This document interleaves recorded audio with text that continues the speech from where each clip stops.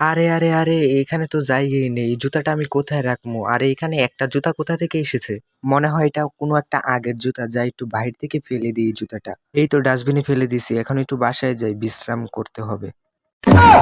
কিরে, এখানে এই জুতাটা কিভাবে আসলো? এটা না আমি একটু আগে ডাস্টবিনে ফালাই দিছি, যাই আবার ফালাই দিই। এখন তো জুতাটা ফালাই দিছি, এখন বাসায় যাই। আরে কেউ আমার সাথে মজা করতেছে নাকি? এবারকে তো ফালাই দিছি, এবারকে খালি জুতাটা আসবে, জুতার একদিন কি আমার একদিন, এবারকে এক পা দু পা করে যাব। জুতাটা একা একা আসতেছে না তো, পিছনে লক্ষ্য রাখা লাগবে, যদি একা একা এসে পড়ে যাই, তাড়াতাড়ি বাসায় যাই। হ্যাঁ, এই জুতাটা আবার এসেছে কিভাবে? ইয়ান, কি হয়েছে? তুমি এরকম করতেছো কেন? বাবা দেখো না, এই জুতাটা বারবার ফালাই দিই, বারবার এখানে আসে।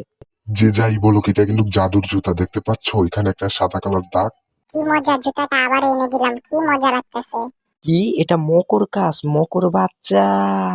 জানলা দিয়ে জুতাটা ফালা দিছি, এবার আমি দেখি। ইয়ামি, চিন্তা করে না, এ দেখো আমার ফেভারিট জুতা। মকর বাচ্চা, এই জুতাটা দিয়ে কি করবি, এত নোংরা জুতাটা দিয়া? মোকো, পারলে এবার জুতাটা এনে দেখা। জুতা, তুই বেশি দূর যেতে পারিস না, আমি এক্ষুনি এনে দেখাচ্ছি। হুইয়া, আমার ফেভারিট জুতা। মোকর বাচ্চা, তুই আবারও জুতাটা নিয়ে নিছিস? তোমরা টেনশন করো না, এবার আমি পাথর দিয়ে জুতাটা পানি ফেলে দিব। এই তো পেরেছি। মোকো, সাহস থাকলে এবারকার দেখা।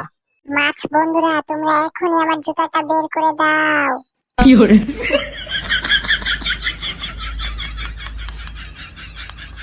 মোকো দেখি এবারকার তোর জুতাটা আমি কবর করে দিলাম, দেখি এবার বের করতে পারিস কিনা। আমার পায়ের নিচ থেকে মাটির খুঁড়ার কি এর জানি একটা আওয়াজ আসতেছে। আরে মোকো, তুই গর্ত করে জুতাটা বার করবি। ইয়ান, আমি মাটি করে বার করবো আমার জুতাটা, দেখতে পাচ্ছিস আমি বের করে ফেলছি।